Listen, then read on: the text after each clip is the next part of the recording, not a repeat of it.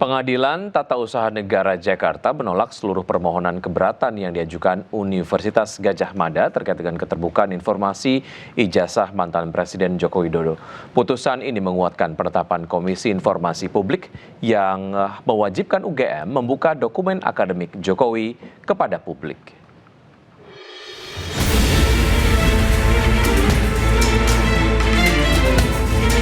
Pengadilan Tata Usaha Negara Jakarta menolak seluruh permohonan keberatan yang diajukan Universitas Gadjah Mada terkait keterbukaan informasi ijazah mantan Presiden Joko Widodo.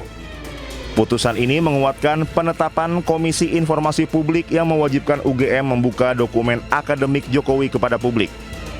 Selain menolak banding UGM, Majelis Hakim juga membebankan biaya perkara sebesar Rp648.500 kepada pihak UGM.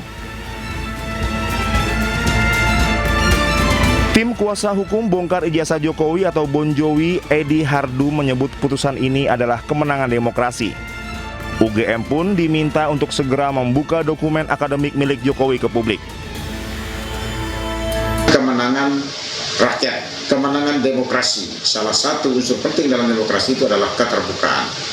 Keterbukaan itu merupakan hak asasi manusia, hak asasi warga. Ya. Warga ingin tahu seseorang yang diduga ijazahnya palsu atau dokumen terkait untuk kepentingan publik itu diduga tidak beres. Warga ingin tahu benar gak sih? Kalau warga meminta kepada badan publik negara seperti UGM, itu harus dibuka. UGM tidak bisa menutup, atau lembaga publik lainnya tidak bisa menutup. Sementara Wakil Ketua Pradi Bersatu, Lecumanan, mengatakan pihaknya tidak keberatan dengan putusan PT UN yang mewajibkan UGM membuka dokumen akademik Jokowi kepada publik. Ya kan, terkait dengan publikasi ijazah sertifikat Pak Jokowi ini 2 tahun yang lalu, ya kan, bahwa seseorang bernama Dian Sandi itu kan telah mempublikasi dan tidak ada keberatan dari pihak Pak Jokowi. Tidak ada yang menyampaikan keberatan, nggak ada.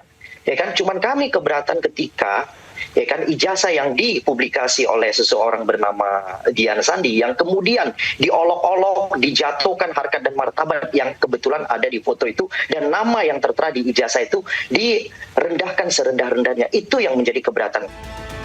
Dalam pertimbangan hukumnya, Majelis Hakim PT UN Jakarta menegaskan hak masyarakat untuk mengetahui riwayat pendidikan pejabat negara mengalahkan klaim kerahasiaan data pribadi. Hakim menolak dalih UGM yang mempermasalahkan batas waktu permohonan informasi serta alasan perlindungan data pribadi. UGM kini wajib menyerahkan dan membuka seluruh dokumen akademik Joko Widodo ke publik. Tim Liputan Anyus melaporkan. Pemirsa, jelang sidang banding yang digelar Rabu esok, kuasa hukum Nadiem Makarim siapkan sejumlah bukti dan ahli. Kuasa hukum Nadiem Makarim menyiapkan sejumlah bukti dan ahli untuk dihadirkan dalam sidang banding di Pengadilan Tinggi Jakarta yang digelar pada Rabu 5 Agustus 2026. Tim Nadiem menyebut ahli yang dihadirkan di sidang banding tersebut tidak diperiksa dalam sidang tingkat pertama. Pihak Nadiem Makarim mengharapkan Pengadilan Tinggi mengizinkan ahli diperiksa agar putusan yang diambil dibangun di atas fakta persidangan yang utuh. Atau tindakan-tindakan. Selain itu, temuan Komisi Yudisial terkait dengan indikasi dugaan pelanggaran kode etik dari 4 hakim yang menangani kasus Nadiem juga menjadi dasar tim kuasa hukum Nadiem Makarim mengajukan banding pada 30 Juni 2026. Nadiem Makarim divonis 10 tahun penjara dalam kasus dugaan korupsi pengadaan Chromebook dan Chrome Device Management. Hakim juga menghukum Nadiem membayar denda 1 miliar rupiah dan uang pengganti 809 miliar rupiah. Pada saat membaca putusan nanti, yang pokoknya yang...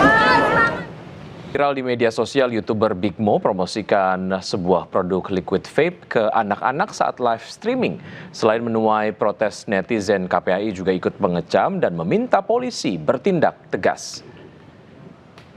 Big Mo, seorang YouTuber yang terkenal aktif melakukan live streaming di akun YouTube-nya, kembali menyita perhatian publik setelah mempromosikan sebuah produk liquid vape kepada anak-anak saat live streaming.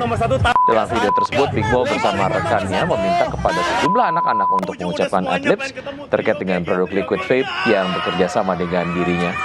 Lantas hal tersebut mendapatkan protes dari sejumlah pengguna media sosial. Tak sedikit dari mereka yang meminta KPAI untuk menindaklanjuti apa yang dilakukan oleh Bimo. Ujung udah semuanya pengen ketemu trio GG, trio Goga.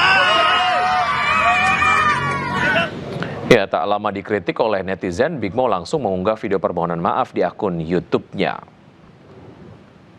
Melalui video ini, saya ingin menyampaikan permintaan maaf yang sebesar-besarnya atas tindakan dan perkataan saya yang telah menimbulkan kegadahan dalam beberapa hari terakhir. Saya mengakui bahwa apa yang saya lakukan adalah sebuah kesalahan dan tidak dapat dibenarkan. Saya menyadari bahwa produk yang mengandung nikotin hanya diperuntukkan bagi konsumen dewasa dan tidak diperuntukkan kepada anak di bawah umur sesuai regulasi. Sebagai seorang konten kreator, saya seharusnya memahami tanggung jawab tersebut dan lebih berhati-hati dalam setiap ucapan maupun tindakan yang saya tampilkan kepada publik. Saya juga ingin menyampaikan permintaan maaf secara pribadi kepada Bang Viru. Saya seharusnya dapat menerima kritik dan masukan dengan sikap.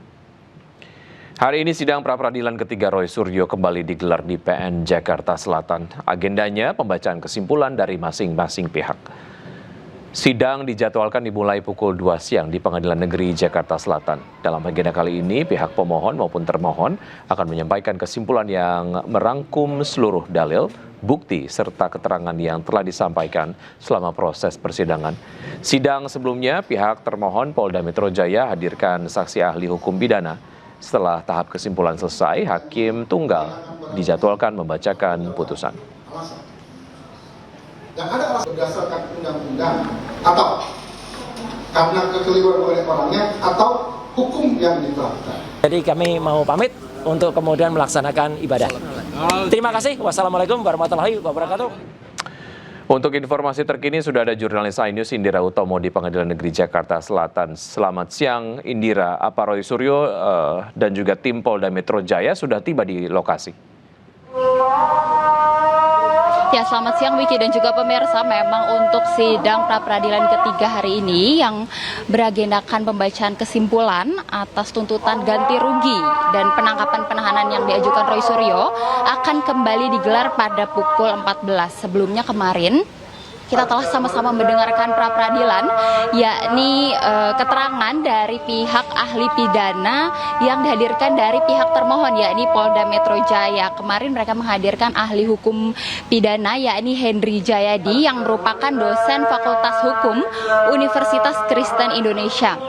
Yang mana ahli ini menjelaskan bahwa putusan pra-peradilan yang menyatakan penangkapan atau penahanan tidak sah itu tidak secara otomatis membuat negara wajib membayar ganti rugi.